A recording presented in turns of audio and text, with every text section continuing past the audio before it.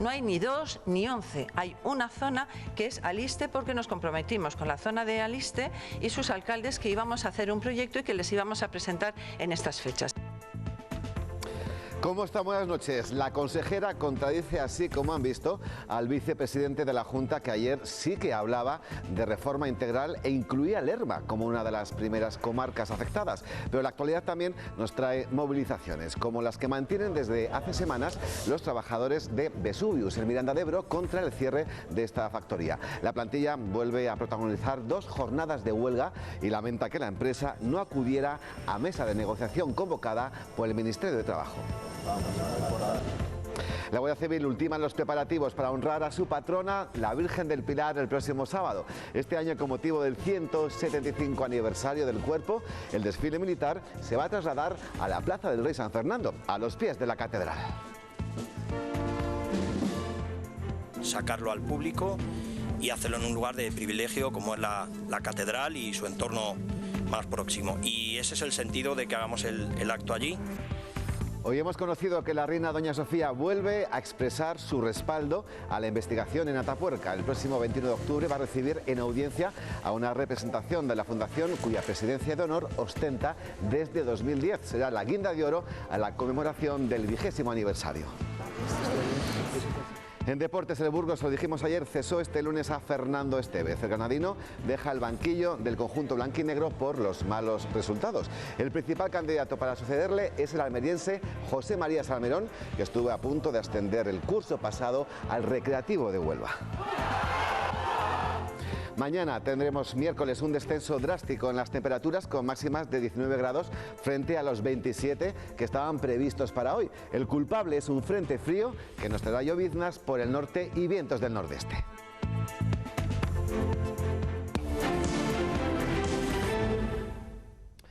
Vamos ya con nuestra mesa de actualidad. Nos acompaña Cristina Ayala, que es ex senadora popular por Burgos y que igual vuelve a serlo.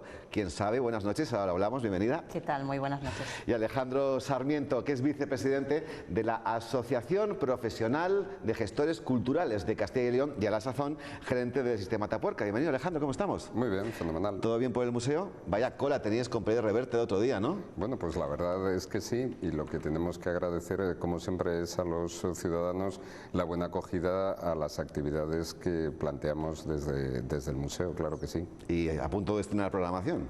A punto de estrenar programación, la presentaremos el próximo viernes y 4 meses más para disfrutar con los burgaleses y de la cultura, la mejor compañía. Perfecto, porque sepas, Alejandro, que sepan todos ustedes que igual nos quedamos sin uno de los nuevos fichajes de esta temporada, Cristina Ayala, porque ayer se presentó la lista de senadores en las próximas elecciones del 10 de noviembre y ya figura como número 2. Pues sí, además creo que no soy la única, porque también con mi compañero Salvador Foronda estamos con Javier Lacalle conjuntamente en la lista de senadores y queremos intentar convencer a la gente, que de eso tocará en campaña, de que eso que hemos venido haciendo en las comunidades autónomas también lo haríamos en el gobierno, y pedir a la gente pues que nos escuche, que nos crea y desde luego en su día pues que nos vote. ¿Cuál es el sentir real, de verdad? ¿Cuál es la percepción que tienes por lo que puedes percibir en la calle? Bueno, pues yo he de decir, y creo que con esto te voy a tirar un poco un mito, que creo que estamos demasiado contaminados los que estamos en la primera línea, porque he de decir que la percepción que yo tuve en abril no era la de los resultados que obtuvimos. Tuvimos un feedback bastante bueno en la calle y sin embargo los resultados fueron malos, por qué no decirlo. Y sin embargo en diciembre del 2015 y en junio del 16 en la calle el ambiente pues no era muy favorable y tuvimos un buen resultado, con lo cual, bueno, pues yo creo que hay que abstraerse de encuestas y hay que hacer trabajo y demostrar pues con hechos, como te decía ahora, demostrar con hechos pues lo que sí que se ha sabido hacer y decirles a los ciudadanos esto que hemos hecho ya en los ayuntamientos y en las comunidades autónomas, queremos hacerlo también en el gobierno, y en un momento en el que viene una crisis económica, pues también decirles a los ciudadanos que el Partido Popular ha sabido demostrar en distintos momentos que sabe gestionar momentos de crisis. Hombre, las últimas encuestas os dan al Partido Popular pues bastantes más escaños, pero ¿os va a beneficiar eso o, Alejandro, lo que Vox ha decidido, que es presentar una lista de senadores con un solo candidato en vez de 3, para que de esa manera se vayan votos al Partido Popular? Bueno, yo es que, perdóname, porque yo casi de encuestas me parece una ciencia más propia de la pitonisa Lola que de cualquier otro arte. Probablemente, hombre, si hay menos contendientes, pues habrá más posibilidades de, no sé, de que a lo que unos no llegan lo lleven otros. Pero la verdad es que a mí me parece la demoscopia una ciencia misteriosa y llena de abracadabrantes misterios. Y más el CIS. Y más, sí, más decís que hoy la verdad que su responsable no ha quedado muy bien, ¿eh? Pues no, la verdad es que a mí me parece que excede los límites de toda la normalidad de una institución que debería mantener unos mínimos. Y me parece que pedir el voto pues está fuera del alcance de lo que debe ser un presidente decente del CIS. Lo que ha dicho es que habría que votar a esos partidos que pueden garantizar una estabilidad y formar gobierno. No ha dado el nombre, pero bueno, sabemos. Bueno, lo que pasa es que con esa misma expresión parece como que está ahora muy en boga. Hombre, yo lo que sí me parece es que lo que es fundamental es la capacidad de llegar a consensos, ¿no? No puede ser que el país esté paralizado y que entre demócratas, yo creo que al final todas las fuerzas políticas parten de una convicción fundamental, que es que quieren lo mejor para sus ciudadanos y que discrepan en la manera de conseguir ese bien común. Yo estoy convencido que todos, sin excepción, quieren lo mejor para todos y desde esa perspectiva, como no puede ser de otra manera, lo que hay que conseguir es un acuerdo entre cuáles son los medios más adecuados para llegar a ese fin. Bien, pues vamos a hablar de sanidad, que últimamente no hacemos más que hablar de esto y no para bien precisamente en nuestra provincia y en nuestra comunidad. Ayer el vicepresidente de la Junta, curiosamente aquí en Burgos y encima en un congreso sobre despoblación, hizo saltar las alarmas con unas declaraciones. Venía a decir que se estaba planteando una reforma integral que dejara los centros de salud de los pueblos solamente con personal de enfermería y sin médicos, atendiendo en un único centro comarcal, y que Aliste, en Zamora y Lerma serían los primeros a modo de experiencia piloto. Dar una asistencia eficaz, dar una asistencia moderna, evitar que los ciudadanos que viven en el mundo rural se desplacen de manera innecesaria a los hospitales 6, 7 veces, prestándoles consultas de alta resolución, que les den todos los servicios de exploraciones y pruebas complementarias en un solo día. Pues vean ahora cómo zanjaba la consejera de Sanidad toda la polémica abierta tras desvelarse el proyecto de reordenación de consultorios. No habrá cierres, lo ha dicho en las Cortes. No hay ni 2 ni 11, hay una zona que es Aliste, porque nos comprometimos con la zona de Aliste y sus alcaldes que íbamos a hacer un proyecto y que les íbamos a presentar en estas fechas. Y a Lerma la han fulminado, la han quitado del mapa en cuestión de 24 horas. Cristina. Pues hombre, lo primero que habría que pedir a los responsables políticos, a todos, pero en este caso a estos dos miembros del Gobierno de Ciudadanos, es que se pusieran de acuerdo antes de soltar frivolidades que afectan a muchísima gente. Efectivamente vimos esas declaraciones por parte de IGEA y hoy hemos visto ya que la consejera rectifica. Lo ha hecho en algún medio de comunicación regional y lo ha hecho en las Cortes de Castilla y León, diciendo que no se van a cerrar consultorios. La sanidad no la podemos mirar desde el punto de vista de rentabilidad económica.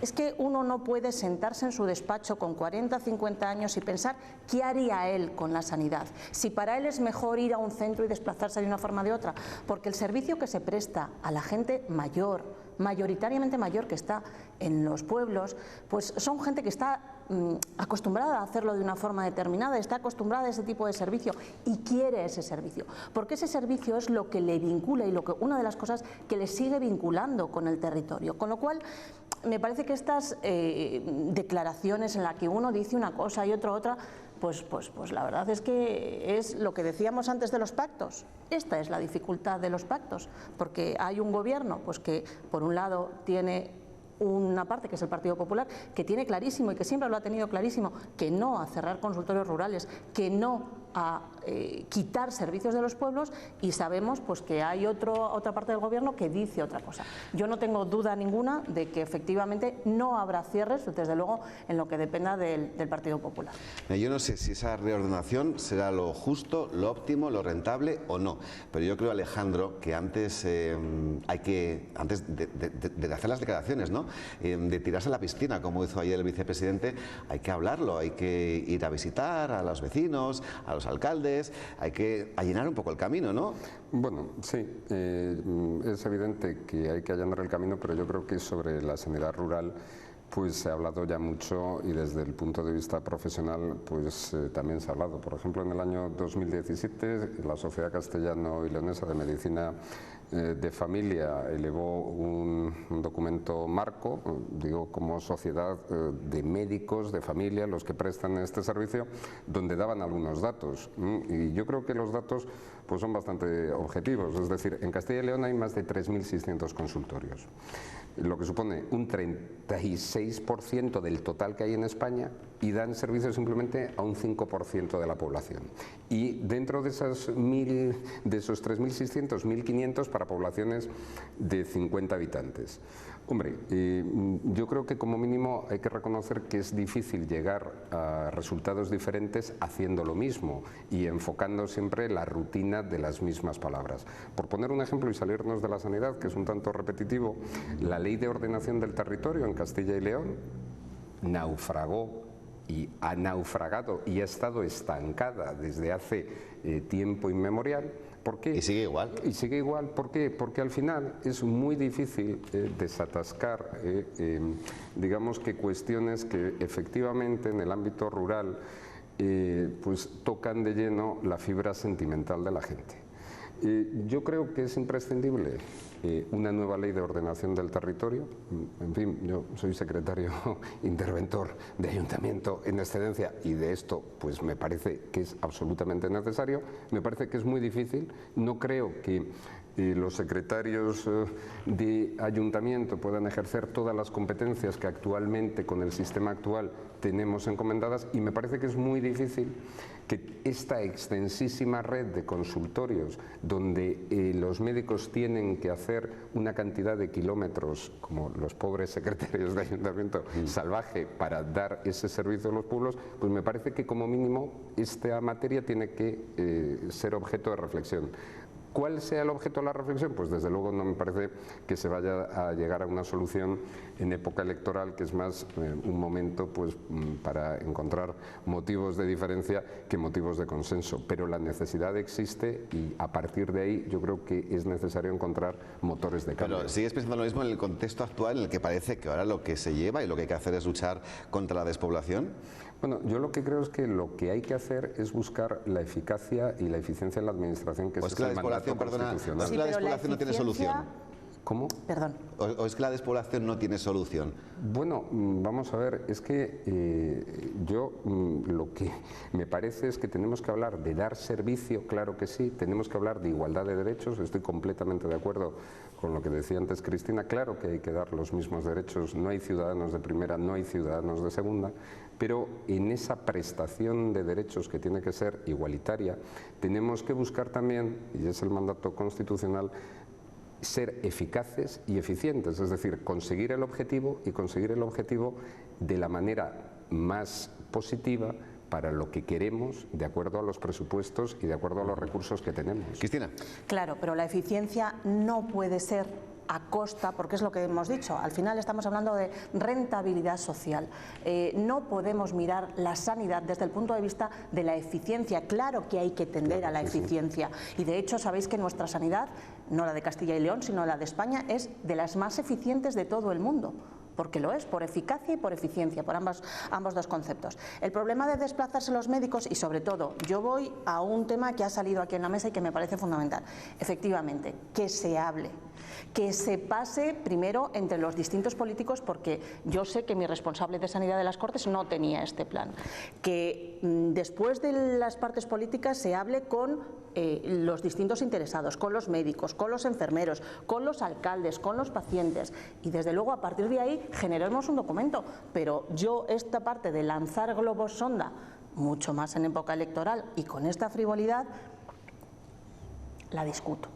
Bien, pues fijaros lo que pasa en la capital del reino, porque en el pleno de esta mañana en las Cortes también se ha hablado de gestión sanitaria, con rifirrafe entre el presidente popular Mañueco y el líder de la oposición, Luis Tudanca. No hay un plan global para cambiar la sanidad rural, solo un proyecto piloto. No hay ni 2 ni 11, hay una zona que es Aliste porque nos comprometimos con la zona de Aliste y sus alcaldes que íbamos a hacer un proyecto y que les íbamos a presentar en estas fechas. Los cambios en la atención sanitaria en las zonas rurales los sugiere hace meses el Consejo Regional de Salud. En ese grupo de trabajo participan partidos políticos, sindicatos y profesionales. De lo que se trata es de acercar la atención a los pacientes. Lo que se trata es de no cerrar un solo consultorio. En Aliste se mantiene el centro de salud y algunos consultorios se convertirán en agrupados. Damos mejor dotación clínica y mejor dotación informática para poder trabajar mejor. Estos convivirán con los más pequeños, los de proximidad. Irá más habitualmente la enfermera si es tema de cuidados, pero irá el médico cuando haya una demanda, tal y como está estipulado en la normativa marco que seguimos teniendo. El proyecto contempla también cambios en el transporte a la demanda. Se pondrá en marcha antes de que acabe el año. Y vamos a evaluar con las personas que van a utilizar esos servicios. Si las cosas funcionan, seguiremos hablando. Pues ese es el planteamiento. Alejandro. Bueno, parece que, yo vuelvo a decir lo mismo, al final es imposible llegar a resultados distintos haciendo lo mismo. ¿Tenemos ahora mismo un panorama óptimo? Pues yo creo que no es óptimo. Sí me parece que, de acuerdo a los análisis y propuestas que han desarrollado los propios médicos, intentar transformar el mapa de la sanidad rural con el fin de prestar el servicio de una manera más adecuada y más eficaz, como mínimo es legítimo. Cristina, ¿algo más que decir? Sí, bueno, pues bien está que se hagan planes piloto, a mí me parece, pero creo que hay muchas cosas para hacer planes piloto. Por ejemplo, el tema de la telemedicina. Queremos ser modernos, lleguemos más con el tema de la telemedicina, por ejemplo. Y lo que hago es fiarme de la palabra de la consejera, que lo que ha dicho es no vamos a cerrar consultorios locales, que es lo que nosotros, desde luego, estamos totalmente de acuerdo. Pues vamos a otro asunto, porque el presidente del Gobierno en funciones actualizará las pensiones en el mes de diciembre. Eso avanzó hace unos días y las críticas no han cesado. Primero, porque lo dice estando en pre-campaña, y segundo, porque lo que en realidad cobrarán de media los pensionistas de más apenas llega a los 11 euros. Pero el impacto que tendrá en las arcas públicas será de casi 1.500 millones, que saldrán, por cierto, de una hucha que cada vez está más vacía. Yo creo que según el Pacto de Toledo, Alejandro, no se puede hablar de pensiones en campaña o en pre-campaña, ¿no? Bueno, yo no creo que el Pacto de Toledo hable de lo que se puede hablar o no en campaña. En este caso creo que sí, pero te lo digo porque me he informado. En todo caso, hay una propuesta que a mí me parece que el tema de las pensiones, y yo creo que lo ha comentado aquí uno de tus contertulios, Octavio Granado, anteriormente. Sí. Una de las cosas fundamentales cuando hablamos de las cosas importantes es que, en vez de hablar de la hucha de las pensiones, que hablemos de la partida de las pensiones en los propios presupuestos generales del Estado. Al final, yo creo que en nuestro país el problema no es el color de los gobiernos, el problema es la ruptura de los acuerdos básicos de convivencia, y el problema de la ruptura de los acuerdos básicos de convivencia comienza cuando las personas más desfavorecidas, las personas que dependen de una pensión, pues la ven que no está actualizada y que son unos ingresos pírricos. Ni se hundió nuestro país cuando se actualizó el salario mínimo interprofesional, ni desde luego se va a hundir ahora porque se actualizan las pensiones, que es un deber. Bueno, pues vamos a partir del principio. Ojalá cuantas más pensiones mejor. Ojalá el salario mínimo interprofesional pudiese estar, en vez de a 900, 1.000, 1.200 euros, pudiese estar a 1.500. Pero es que hay que partir, y los responsables políticos tienen que partir de una realidad que es que la tarta da para lo que da. Ojalá los recursos fueran infinitos, pero no lo son.